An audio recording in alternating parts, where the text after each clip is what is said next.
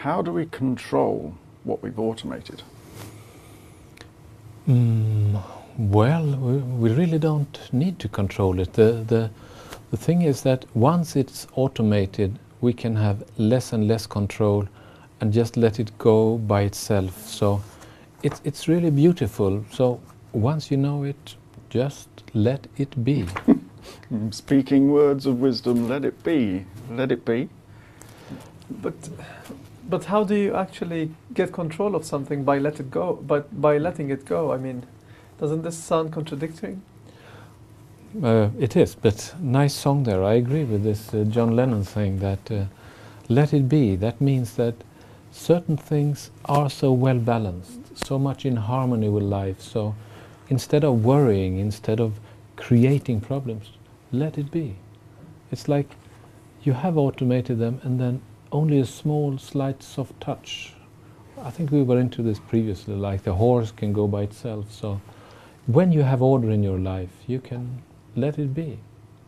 That is a proof that you have automated things, that you have thought things through. You have made all your decisions. Now you just enjoy it. But I worry that there's a kind of crypto-fascist sensitivity coming in here. Like you've got everything automated and let it be until it doesn't work, and then you just need to nudge it a bit to get people to come into line. Is that the idea? Okay, that's a good way of describing it, good definition, although crypto-fascist is a little negative word, I think. But isn't it beautiful that you can have so perfect control of things, so whenever there is a slight deviation, you just softly give a hint and say, no, not good, now we will do it in this way. That is beautiful. We all want to have control. But just let us go back to what Alan was saying. He said something about nudging people so that they get back in line, saying that you don't like to control people. And I would disagree, because I would like people to tell me, especially people I have a relation with, especially at work, that what they like and what they dislike, so that I know in turn how to optimize those relationships, and in turn I'll become more efficient and effective in my relationships with people. Exactly. I agree. You have understood this. It doesn't mean that you have to like punish people who doesn't do what they should do, but if everything is well balanced, if somebody doesn't like something, I can adjust to this person can adjust to me, then there can be more and more advanced synergy effects. Like we are all within the same controlled organization. So, when there's balance in an organization, everybody works for the organization, not for themselves, but for the community, for the totality. And what happens then? Well, in such a case, the organization becomes in perfect balance. People know what they want to do, and they do what they like, and there are some conflicts, but they are resolved because there is a soft type of control from the higher levels. The control comes from upside. But you're talking about control of the automation, of the organization. Haven't you told me that you're free once you're released from the automation?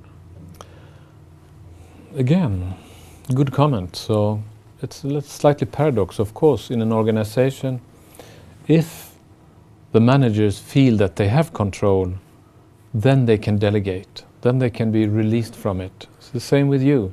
If you feel your body is in balance, you can let the body decide what to do. You can follow your instinct. So I agree, it is a paradox, and it may be difficult, maybe even contradictory, but the solution to this paradox is that the control is on a higher level of abstractions. Like you don't tell people what to do, but the management could just say, nice, and we appreciate this. A very soft type of control, and people could do what they want, just like we do with our bodies. Our bodies function, we don't control it, but sometimes if like the leg complains, or if the body complains, the body says, I'm tired.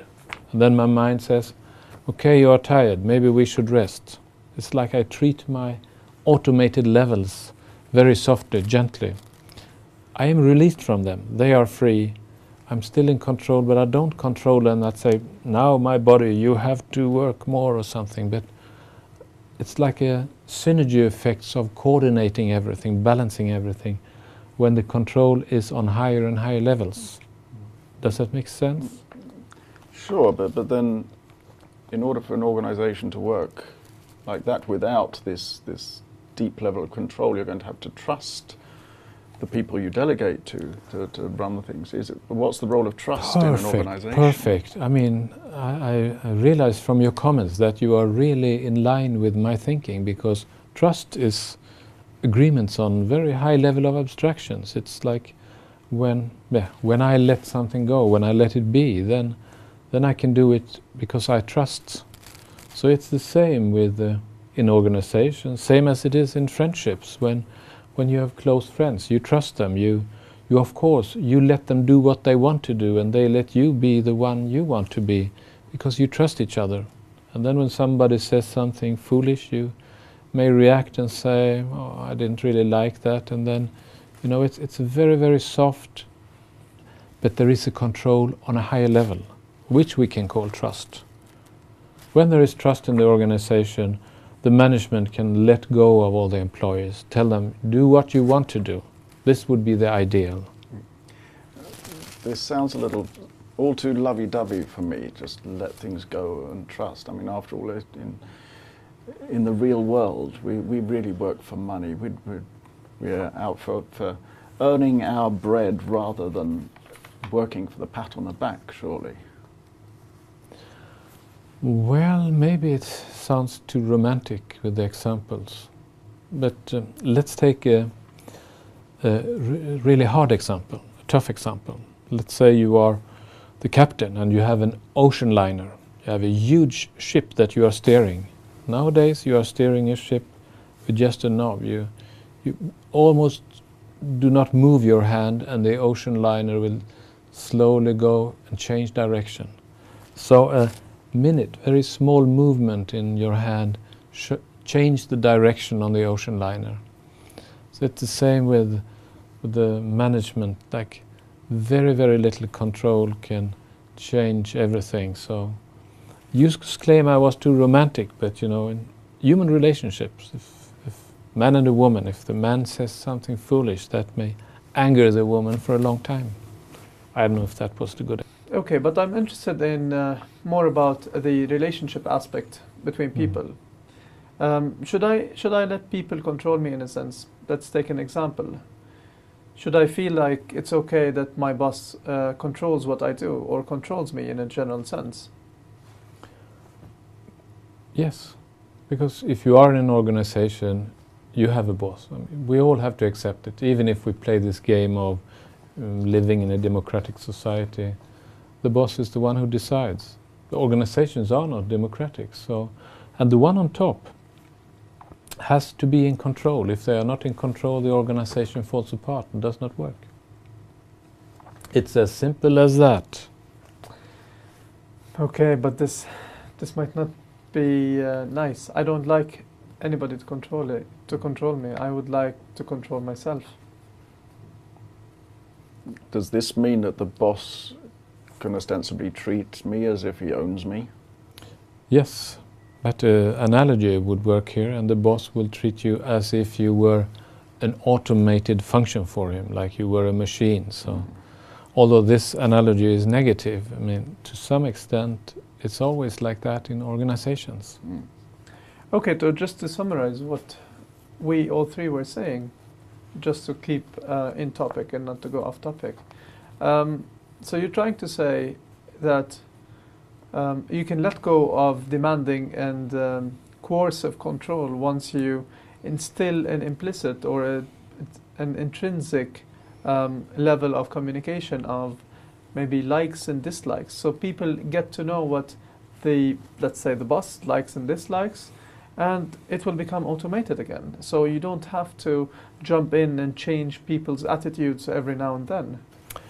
A wonderful summary. I'm glad you said this. So especially this with the emotional part. So when we can say the boss has delegated, so then the control is almost emotional.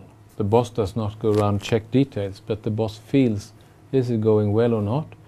But at the same time, the employees of the organization, they have also a similar feeling. They are reacting to each other. Is it going well or is it not going well? This is a type of mutually shared control on a very high level of abstraction. So everybody is controlling everybody else through this, we could call it culture. So, and from my aspect, I think it's beautiful.